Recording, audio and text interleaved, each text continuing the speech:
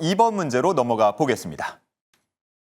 네, 이렇게 두 분의 답변 자세하게 만나봤습니다. 이번에는 오늘 시장에서 있었던 따끈따끈한 이슈 만나보도록 할 텐데요. 2번 문제 통해서 만나보겠습니다. 문제지 열어주세요. 네, 다음 문제를 보고 알맞은 답을 적으시오. 대주주 기준 상향 가능성 확대, 증권, 은행, 지주사, 보험 중에서 가장 큰 수익이 기대되는 섹터를 적으시오라고 문제 올라와 있습니다. 네, 오늘 증권주를 비롯한 다양한 이 관련주가 오늘 시장에서 주인공 역할을 해줬습니다. 이재명 대통령이 주식 양도세 대주주 기준 상향을 긍정적으로 검토하겠다고 밝혔는데요. 그 기준이 다시 50억 원으로 상향될 수 있겠다라는 기대감 올라오면서 오늘 관련주 일제히 상승 랠리 보여줬습니다. 이에 대해서 김은병 대통령실 정책실장은 이와 관련한 정부 입장을 근시일 안에 밝히겠다라고 발표하기도 했는데요. 실제로 대주주 기준이 달라질 수는 알 수는 없지만 현재 증권주의 투자 환경은 긍정적이라는 전망이 나오고 있습니다. 금리 인하에 대한 기대감이 큰 상황이고 또 국회에서는 3차 상법 개정안을 논의하고 있는데요. 오늘장에서 미래에셋증권, 키움증권, 한국금융지주 등 붉은 빛이 짙었던 하루였습니다. 하지만 이 안에서도 외국인들의 매수세가 일부 종목에 유입되고 있기 때문에 옥석 가리기가 중요해 보일 텐데요. 증권과 은행, 지주사, 보험 안에서 가장 큰 수익이 기대되는 섹터는 무엇일까요? 두 분의 인사이트 들어보겠습니다. 두 분 보드를 들어주세요. 네, 어느 정도 성격이 겹치기 때문에 증권, 은행, 지주사, 보험을 나란히 놓고 얘기할 때가 많은데 오늘은 그 중에서도 최대의 수익 섹터를 골라달라 이렇게 한번 주문을 드려봤습니다. 자, 두 분께서 이번에도 마음이 통했는데요. 함께 적어주신 답은 바로 증권이었습니다. 아무래도 오늘 시장을 흔들었던 게 관련된 이슈가 있었으니까 증권 쪽을 조금 더 주목해 볼 수밖에 없지 않나 하는 생각이 드는데 구체적으로 어떤 이야기 해주시겠습니까? 증권이 가장 큰 수혜가 될 수밖에 없지 않을까. 이전에도 증권이 가장 큰 수혜였습니다. 랠리가 가장 길게 나왔던 섹터라고 보시면 좋을 것 같은데 결국은 이제 결과치를 우리가 조금 봐야 할 필요가 있긴 한데 다만 기대감 같은 경우에는 좀 올라와 있는 상황이라고 보시면 좋을 것 같아요. 제가 반도체에서도 이야기를 했지만 정책적으로 긍정적인 내용들이 나오게 된다면 다시 한번 자금들이 증시로 쏠릴 수밖에 없고 그런 증권사들 같은 경우에는 이제 그거에 대한 수수료라든지 이런 부분을 받을 수밖에 없기 때문에 증권주는 전반적으로 관심 있게 봐야 할 타이밍이 아닐까라는 생각을 가지고 있습니다. 그리고 다시 한번 오늘 시장에서 올라온 흐름들이 나와주고 있긴 하나 바닥권에서 이제야 막 올라가고 있는 추세라고 보시면 좋을 것 같아서 지금은 계속 관심 있게 볼 필요가 있다라고 보시면 좋을 것 같아요. 다만 이제 증권사들 같은 경우에도 두 가지로 크게 나뉘는데 첫 번째는 일반적인 증권사, 우리가 흔히 하는 키움증권이라든지 이런 부분들이 있고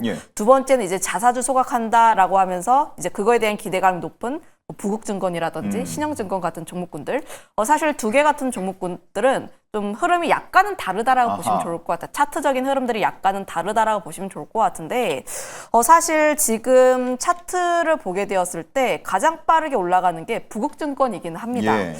좀 가장 탄력적으로 움직이는 쪽이라고 보시면 좋을 것 같은데 여기에서 이미 전고점을 뛰어넘어서 움직이고 있는 상황이라고 보시면 좋을 것 같고요. 항상 부국증권이 올라갈 때마다 함께 따라가는 게 신영증권이었다라고 보시면 좋을 것 같아요. 지난 7월 같은 경우에도 이 두 종목 같은 경우에는 흐름을 좀 비슷하게 했던 그런 흐름들이었는데 사실 부국증권 같은 경우에는 계속 잘 움직이는 상황들 그런데 이등주 신영증권 뭐하나 이런 생각 많이들 하실 겁니다. 그러면 증권에 대한 기대감이 있고 그거에 대해서 순환매를 좀 기대한다. 약간의 트레이딩이긴 한데 이런 부분에서 좀 기대하시는 분들 같은 경우에는 전 사실 이 신영증권을 오늘 공략주로 가지고 올까 말까 고민을 굉장히 많이 했어요. 그 정도로 한번 관심 있게 보시는 것도 좋지 않을까라는 생각을 가지고 있고 일반 증권주들 같은 경우에는 흔히들 아시는 키움이라든지 삼성이라든지 좀 다양하다 보니까 이런 부분들은 이제 전반적으로 선호하시는 종목 선택하시면 됩니다. 좋습니다. 자, 설명 한번 들어봤고 다음은 성하준 매니저도 역시나 증권이에요? 네, 그렇습니다. 저도 일단은 최대 수혜는 이제 증권이라고 좀 말씀을 드리고 싶은데 일단은 증권에 대한 수혜가 연결되는 부분을 너무 잘 설명을 해주셔가지고 그럼 저는 오히려 좀 소외될 수 있는 은행이라든가 아니면 지주사라든가 보험주에 대한 포커스를 좀 한번 좀 말씀을 좀 드리면요. 일단은 은행주 같은 경우에는 정책 기대감에 단기간에 수급은 좀 끌어안을 수는 있어요. 은행주도. 왜냐하면 증권주와 은행주에 대한 흐름들이 어느 정도 좀 이 수급에 대한 흐름들이 워낙 좀 비슷하기 때문에 이 대주주 양도세 기준이 50억으로 다시 한번 좀 자리를 굳건히 지킨다라 그러면 은행주도 단기 수급으로 움직일 수는 있습니다. 다만 우리가 여기에서 은행주와 증권주 중에 증권주에 손을 들어줄 수밖에 없는 건 은행주는 금리 인하 사이클에 대한 영향을 생각을 하셔야 돼요. 아무래도 이제 우리나라가 지금 9월 달에 금리 인하 거의 확정적이고 연내 금리 인하에 대한 가능성도 또 열어놓고 있는 상황이다 보니까 만약 금리 인하에 대한 사이클에 들어간다라 그러면 어쨌든 순이자 마진이 축소되는 부분에 있어서는 은행주한테 이제 좀 좋은 영향이 갈 수는 없죠. 그렇다 보니까 단기적으로 이에 대한 투심이 좀 악화될 수 있기 때문에 은행주는 뭐 이런 대주주 양도세 흐름만 놓고 본다라 그러면 증권주와 수급 비슷하게 갈 수 있겠으나 금리 인하에 대한 국면 때문에 조금 좀 조심스럽게 바라보자 말씀드리겠고요.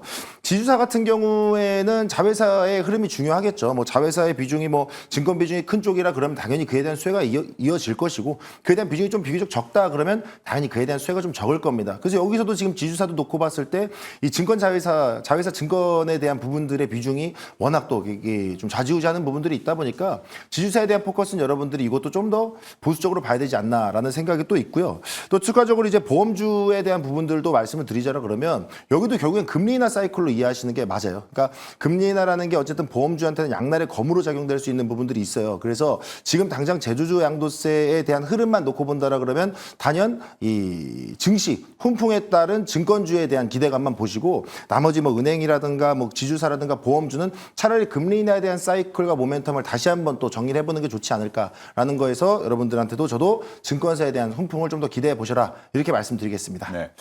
우리 시청자분들은 어떠신지 모르겠습니다. 사실 뭐 증권, 은행, 지주사, 보험 이런 종목들이 개인 투자자들이 썩 선호하는 쪽은 아니었어요. 과거에 보면. 근데 이제 최근에 우리 증시가 뭔가 글로벌 스탠다드를 맞추고 조금 더 건강한 체제를 갖추고 뭐 이러면서 주목을 받고 있는데 증권 어떻습니까? 앞에서 이제 뭐 부국 그리고 신영증권 이런 것도 말씀을 해주셨는데 개별 증권주가 좀 낯설다 하는 분들은 뭐 ETF 이런 걸로 접근해도 되나요? 뭐 사실 ETF 쪽으로 접근하시는 것도 좋은데 저는 지금 시점에서는 증권주 개별 종목으로 접근을 해도 나쁘지 않다라고 생각이 들어요.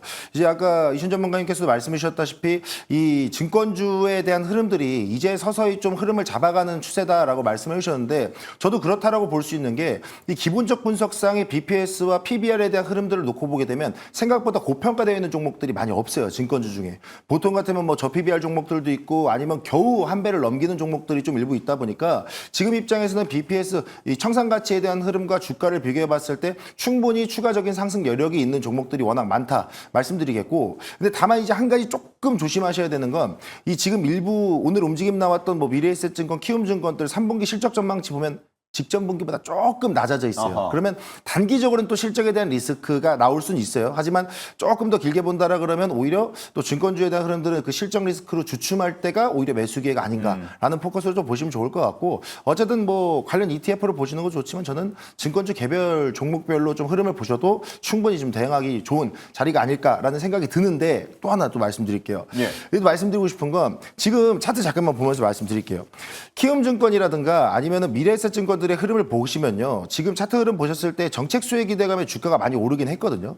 근데 이에 대한 수혜가 계속해서 이어진다 그러면 신고가 행진 가져갈 수는 있어요. 근데 제가 우려하는 건 뭐냐면 아까 이제 말씀해 주셨던 것처럼 증권주는 개인 투자자들 그렇게까지 선호하던 종목은 아니죠. 예. 그러면 시장 참여자들이 어느 정도 내가 차익 실현하는 구간이 온다던가 아니면 직전에 정책 수혜 기대감의 고점에 기다리고 있었던 개인 투자자들 뭐가 될까요? 세론이 나올 수 있죠. 그렇기 때문에 오늘은 나름대로 긴 윗꼬리가 달리지 않고 장대 양봉으로 마무리하는 종목들이 많았지만 앞으로는 차익 실현에 대한 매물도 생각은 하셔야 돼요. 왜냐하면 50억 대주주 양도세에 대한 부분들이 홀딩이 된다? 그럼 이거는 어느 정도 재료 소멸로 인식이 될 수도 있거든요. 그럼 그 수급이 증권이 아니고 오히려 지금 잠잠해 있던 반도체 소부장이라든가 뭐 다른 종목들로 갈 수도 있어요. 그렇기 때문에 지금 무조건 신고가 돌파야 무조건 다 싫어 이게 아니고 윗꼬리에 대한 차익 매물에 대한 흐름들도 보시면서 사고 팔고 전략이 조금 더 유효하지 않을까 말씀드리겠습니다. 네, 좋습니다. 문제는 두 가지였지만 굉장히 알찬 시간 이렇게 보내봤습니다.